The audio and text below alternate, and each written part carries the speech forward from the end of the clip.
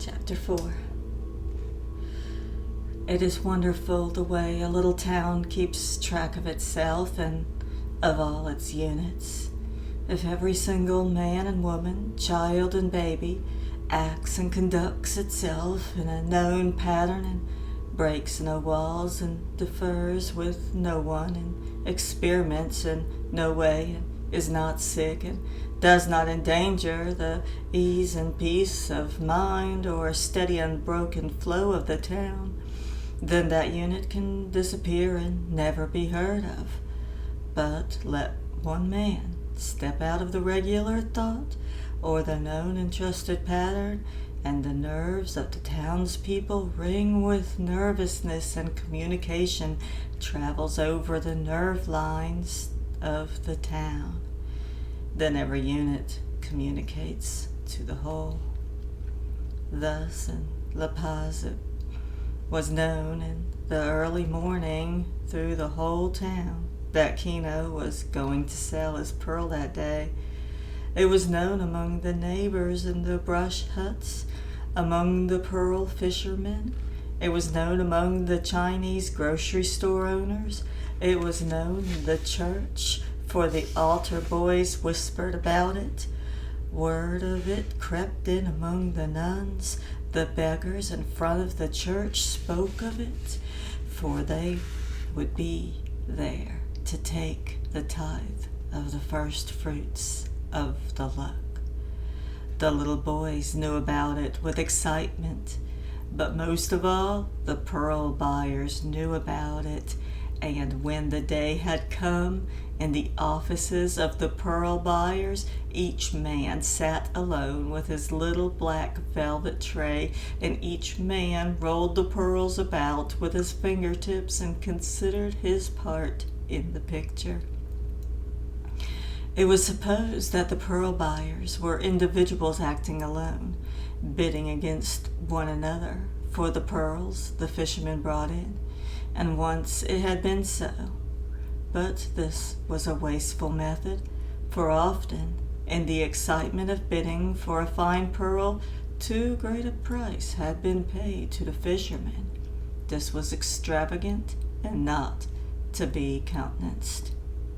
Now, there was only one pearl buyer with many hands, and the men who sat in their offices and waited for Kino knew what price they would offer, how high they would bid, and what method each one would use. And although these men would not profit beyond their salaries, there was excitement among the pearl buyers, for there was excitement in the hunt. And if the man's function to break down a price, then he must take joy and satisfaction in breaking it as far down as possible. For every man in the world functions to the best of his ability, and no one does less than his best, no matter what he may think about it. Quite apart from any reward they might get, from any word of praise, from any promotion, a pearl buyer was a pearl buyer, and the best and happiest pearl buyer was he who bought for the lowest prices. The sun was hot yellow that morning, and it drew the moisture from the estuary and from the Gulf and hung it in shimmering scarves in the air, so that the air vibrated and vision was unsubstantial. A vision hung in the air to the north of the city, a vision of a mountain that was over 200 miles away, and the high slopes of this mountain were swaddled with pines, and a great stone peak arose above the timberline. In the morning of this day, the canoes lay lined up on the beach. The fishermen did not go out to dive for pearls, for there would be too much happening, too many things to see when Kino went to sell the great pearl. In the brush houses by the shore, Kino's neighbors sat along over their breakfasts, and they spoke of what they would do if they had found a pearl. and one man said that he would give it as a present to the Holy Father in Rome. Another said that he would buy masses for the souls of his family for 1,000 years. Another thought he might take the money and distribute it among the poor of La Paz. And a fourth thought of all the good things one could do with the money from the pearl, all the charities, benefits of all the rescues one could perform if one had money. All the neighbors hoped that sudden wealth would not turn Kino's head, would not make a rich man of him, would not graft into him the evil limbs of greed and hatred and coldness. For Kino was a well-liked man. It would be a shame if the pearl destroyed him. That good wife Juana, they said, and the beautiful baby Coyotito, and the others to come. What a pity it would be if the pearl should destroy them all. For Kino and Juana, this was the morning of mornings of their life, comparable only to the day when the baby had been born. This was to be the day from which all other days would take their arrangement. Thus they would say, "It was 2 years before we sold the pearl," or "It was 6 weeks after we sold the pearl." Juana, considering the matter, threw caution to the wind, and she dressed Coyotito in the clothes she had prepared for his baptism, when there would be money for his baptism. And Juana combed and braided her hair and tied the ends with 2 little bows of red ribbon, and she put on her marriage skirt and waist. The sun was a quarter high when they were ready. Kino's ragged white clothes were clean at least, and this was the last day of his raggedness, for tomorrow, or even this afternoon, he would have new clothes. The neighbors watching Kino through the door crevices of the brush houses were dressed and ready too. There was no self-consciousness about their joining Kino and Juana to go pearl selling. It was expected. It was an historic moment. They would be crazy if they didn't go. It would be almost a sign of unfriendship. Juana put on her head shawl carefully, and she draped one long end under her right elbow and gathered it up with her right hand so that a hammock hung under her arm. And in this little hammock she placed Coyotito, propped up against the head shawl so that he could see everything and perhaps remember. Kino put on his large straw hat and felt it with his hand to see that it was properly placed, not on the back or side of his head like a rash, unmarried, irresponsible man, and not flat as an elder would wear it, but tilted a little forward to show aggressiveness and seriousness and vigor. There is a great deal to be seen in the tilt of a hat on a man. Kino slipped his feet into the sandals and pulled the thongs up over his heels. The great pearl was wrapped in an old, soft piece of deer skin and placed in a little leather bag, and the leather bag was in the pocket of Kino's shirt. He folded his blanket carefully and draped it in a narrow strip over his left shoulder, and now they were ready. Kino stepped with dignity out of the house, and Juana followed him, carrying Coyotito, and as they marched up the freshest washed alley toward the town, the neighbors joined them. The houses belched people, the doorways spewed out children, but because of the seriousness of the occasion, only one man walked with Kino, and that was his brother, Juan Thomas. Juan Thomas cautioned his brother, "You must be careful to see they do not cheat you," he said, "and be very careful." Kino agreed. "We do not know what prices are paid in other places," said Juan Thomas. "How can we know what is a fair price if we do not know what the pearl buyer gets for the pearl in other place?" "That is true," said Kino, "but how can we know? We are here, we are not there."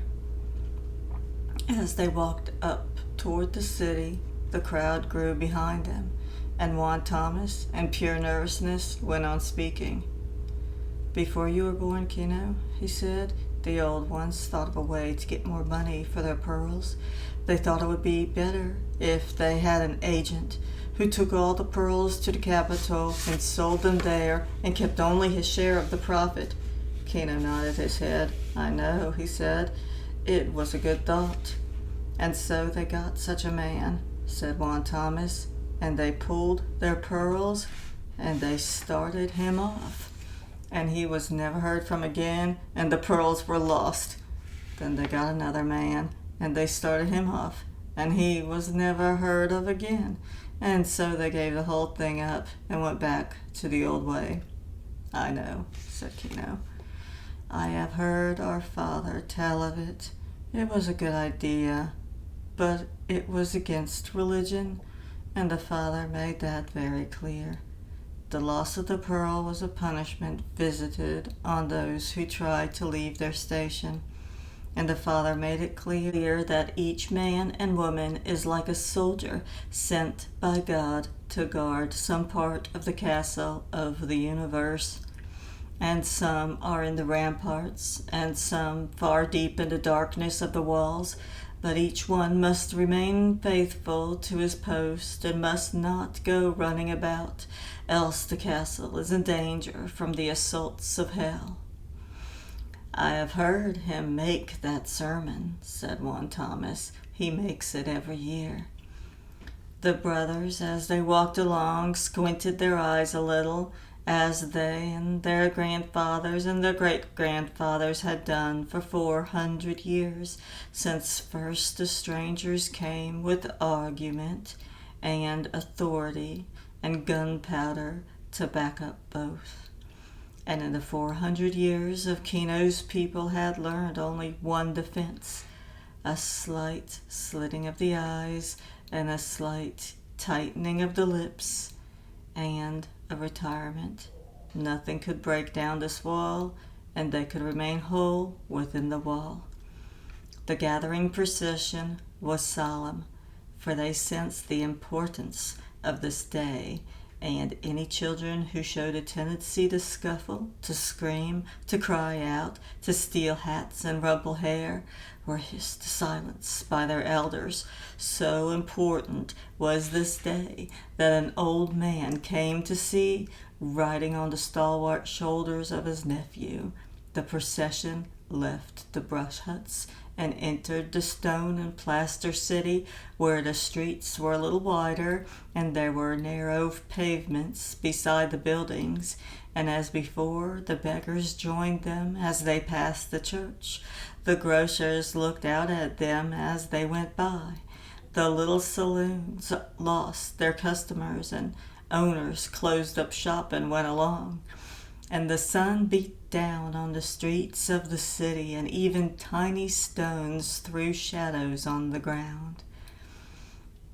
The news of the approach of the procession ran ahead of it, and in the little dark offices the pearl buyers stiffened and grew alert. They got out papers so that they could be at work when Kino appeared, and they put their pearls in their desks, for it is not good to let an inferior pearl be seen beside the beauty. And word of the loveliness of Kino's pearl had come to them. The pearl buyers' offices were clustered together in one narrow street, and they were barred at the windows, and wooden slats cut out the light so that only a soft gloom entered the offices.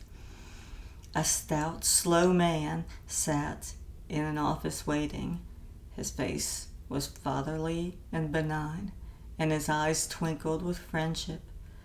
He was a caller of the good mornings, a ceremonious shaker of hands, a jolly man who knew all jokes and yet who hovered close to sadness, for in the midst of a laugh he could remember the death of your aunt, and his eyes could become wet with sorrow for your loss.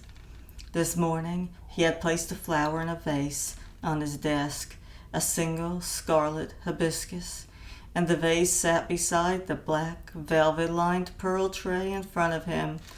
He was shaved close to the blue roots of his beard, and his hands were clean and his nails polished.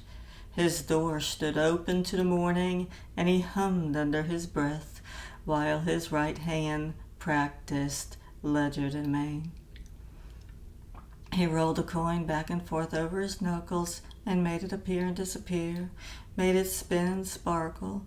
The coin winked into sight and it quickly slipped out of sight, and the man did not even watch his own performance. The fingers did it all mechanically, precisely, while the man hummed to himself and peered out the door.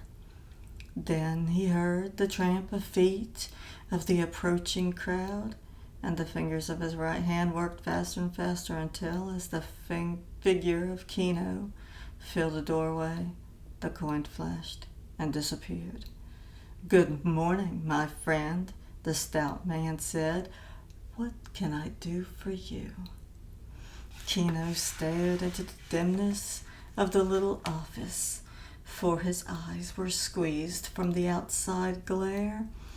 But the buyer's eyes had become as steady and cruel and unwinking as a hawk's eyes, while the rest of his face smiled in greeting, and secretly, behind his desk, his right hand practiced with the coin.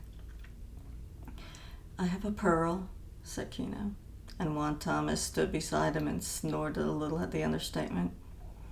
The neighbors peered around the doorway, and a line of little boys clambered on the window bars and looked through. Several little boys on their hands and knees watched a scene around Kino's legs. "You have a pearl," said the dealer. "Sometimes a man brings in a dozen. Well, let us see your pearl. We will value it and give you the best price." And his fingers worked furiously with the coin. Now Kino instinctively knew his own dramatic effects. Slowly, he brought out the leather bag, slowly took from it the soft and dirty piece of deerskin, and then he let the great pearl roll into the black velvet tray, and instantly his eyes went to the buyer's face, but there was no sign, no movement. The face did not change, but the secret hand behind the desk missed in its procession. The coin stumbled over a knuckle and slipped silently into the dealer's lap, and the fingers behind the desk curled into a fist. When the right hand came out of hiding, the forefinger touched the great pearl, rolled it on the black velvet. Thumb and forefinger picked it up and brought it near to the dealer's eye and twirled it in the air. Kino held his breath, and the neighbors held their breath, and the whispering went back through the crowd. "He is inspecting it. No price has been mentioned yet. They have not come to a price." Now the dealer's hand had become a personality. The hand tossed the great pearl back in the tray. The forefinger poked and insulted it, and on the dealer's face there came a sad and contemptuous smile. "I'm sorry, my friend," he said, and his shoulders rose a little to indicate that the misfortune was no fault of his. "It's a pearl of great value," Kino said. The dealer's fingers spurned the pearl so that it bounced and rebounded softly from the side of the velvet tray. "You have heard of fool's gold," the dealer said. "This pearl is like fool's gold. It is too large. Who would buy it? There is no market for such a thing. It is a curiosity only. I am sorry. You thought it was a thing of value, and it's only a curiosity." Now Kino's face was perplexed and worried. "It is the pearl of the world," he cried. "No one has ever seen such a pearl." "On the contrary," said the dealer, "it is large and clumsy. As a curiosity, it has interest. Some museum might perhaps take it to place in a collection of seashells. I can give you, say, 1,000 pesos. Kino's face grew dark and dangerous. "It is worth 50,000, he said. "You know it. You want to cheat me." And the dealer heard a little grumble go through the crowd as they heard his price, and the dealer felt a little tremor of fear. "Don't blame me," he said quickly. "I'm only an appraiser. Ask the others. Go to their offices and show your pearl, or better, let them come here so that you can see there is no collusion, boy," he called, in which his servant looked at a rear door. "Boy, go to such a one, and such another one, and such a third one. Ask them to step in here, and do not tell them why. Just say that I will be pleased to see them." And his right hand went behind a desk and pulled another coin from his pocket, and the coin rolled back and forth over his knuckles. Kino's neighbors whispered together. They had been afraid of something like this. The pearl was large, but it had a strange color. They had been suspicious of it from the first, and after all, 1,000 pesos was not to be thrown away. It was a comparative wealth for a man who was not wealthy, and suppose Kino took 1,000 pesos. Only yesterday he had nothing. But Kino had grown tight and hard. He felt the creeping of fate, the circling of wolves, the hover of vultures. He felt the evil coagulating about him, and he was helpless to protect himself. He heard in his ears the evil music, and on the black velvet his great pearl glistened, so that the dealer could not keep his eyes from it. The crowd in the doorway wavered and broke and let the 3 pearl dealers through. The crowd was silent now, fearing to miss a word, to fail to see a gesture or expression. Kino was silent and watchful. He felt a little tugging at his back, and he turned and looked in Ioana's eyes, and when he looked away, he had renewed strength. The dealers did not glance at one another, nor at the pearl. The man behind the desk said, "I have put a value on this pearl. The owner here does not think it fair. I will ask you to examine this thing and make an offer. Notice," he said to Kino, "I have not mentioned what I have offered." The first dealer, dry and stringy, seemed now to see the pearl for the first time. He took it up, rolled it quickly between thumb and forefinger, then cast it contemptuously back into the tray. "Do not include me in this discussion," he said dryly. "I will make no offer at all. I do not want it. This is not a pearl. It's a monstrosity." His thin lips curled. Now the second dealer, a little man with a shy, soft voice, took up the pearl, and he examined it carefully. He took a glass from his pocket and inspected it under magnification. Then he laughed softly. "Better pearls are made of paste," he said. "I know these things. This is soft and chalky. It will lose its color and die in a few months. Look." He offered the glass to Kino, showed him how to use it. And Kino, who had never seen a pearl's surface magnified, was shocked at the strange-looking surface. The third dealer took the pearl from Kino's hands. "One of my clients likes such things," he said. "I will offer 500 pesos, and perhaps I can sell it to my client for 600.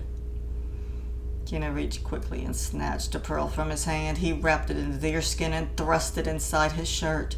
The man behind the desk said, "I'm a fool, I know, but my first offer stands. I still offer 1,000. What are you doing?" he asked, as Kino thrust the pearl out of sight. "I am cheated," Kino cried fiercely. "My pearl is not for sale here. I will go, perhaps, even to the capital." Now the dealers glanced quickly at one another. They knew they had played too hard. They knew they would be disciplined for their failure, and the man at the desk said quickly, "I might go to 1,500. But Kino was pushing his way through the crowd. The hum of talk came to him dimly.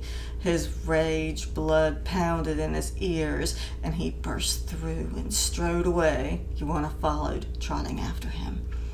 When the evening came, the neighbors in the brush houses sat eating their corn cakes and beans, and they discussed the great theme of the morning.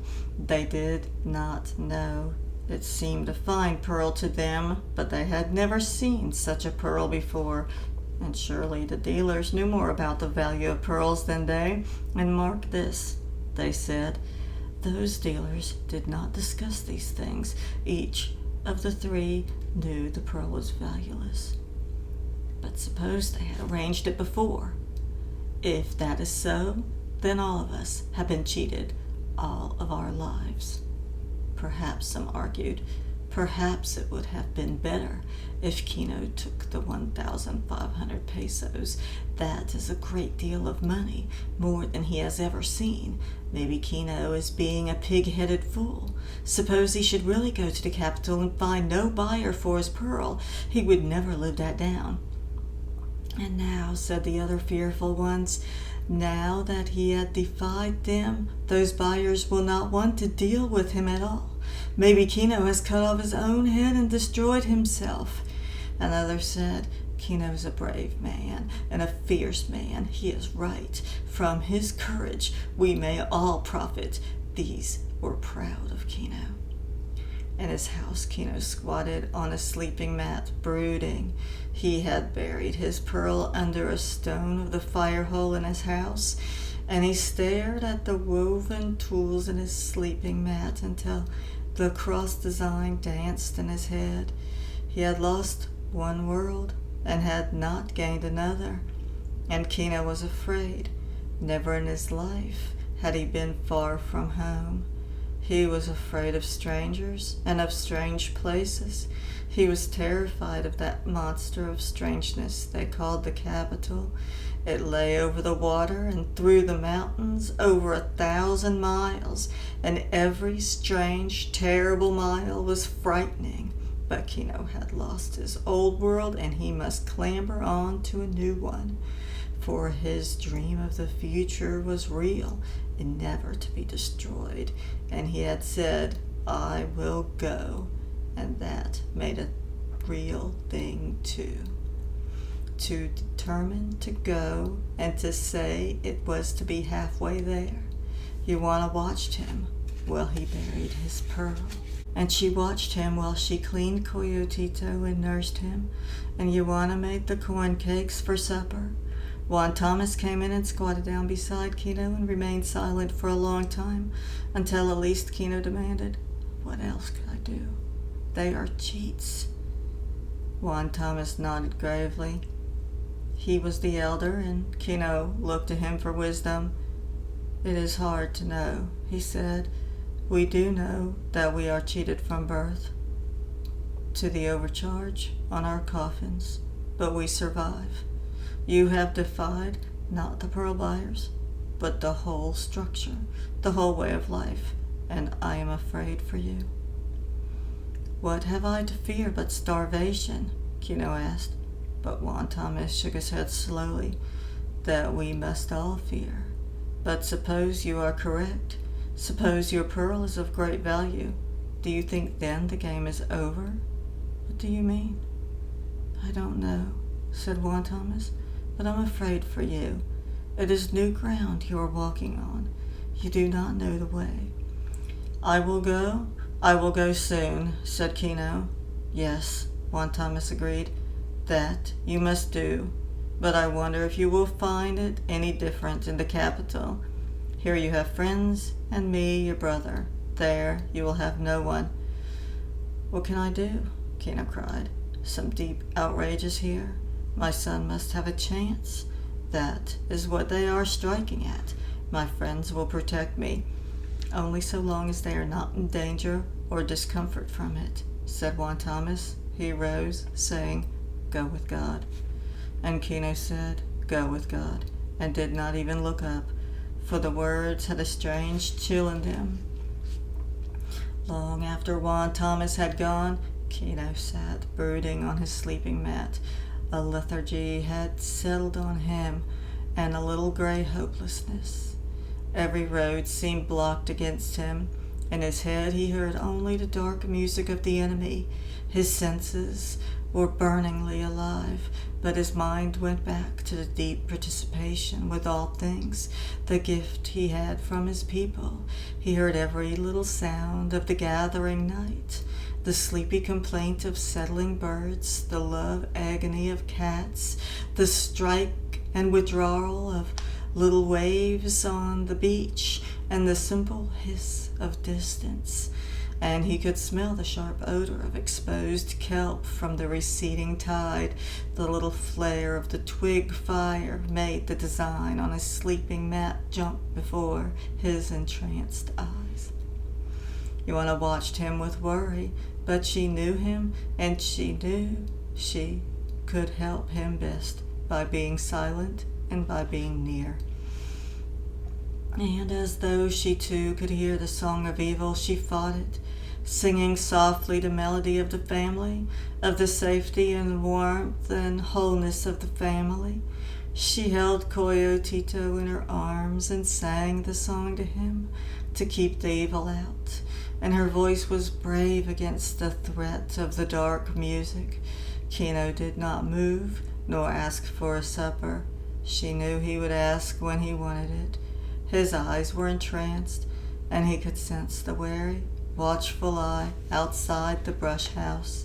He could feel the dark, creeping things waiting for him to go out into the night. It was shadowy and dreadful, and yet it called to him and threatened him and challenged him. His right hand went into his shirt and felt his knife.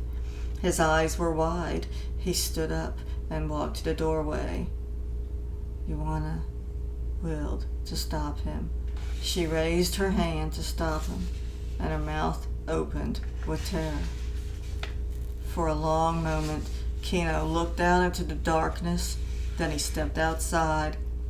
Joanna heard a little rush, the grunting struggle, the blow. She froze with terror for a moment, and then her lips drew back, and from her teeth, like a cat's lips, she set Coyotito down on the ground. She seized the stone from the fireplace and rushed outside, but it was over by then. Kino lay on the ground, struggling to rise, and there was no one near him, only the shadows and the strike and rush of waves and the hiss of distance. But the evil was all about, hidden behind the brush fence, crouched beside the house in the shadow, hovering in the air.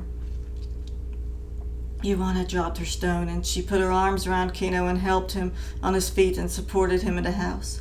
Blood oozed down from his scalp, and there was a long, deep cut on his cheek from ear to chin, a deep, bleeding slash, and Kino was only half conscious.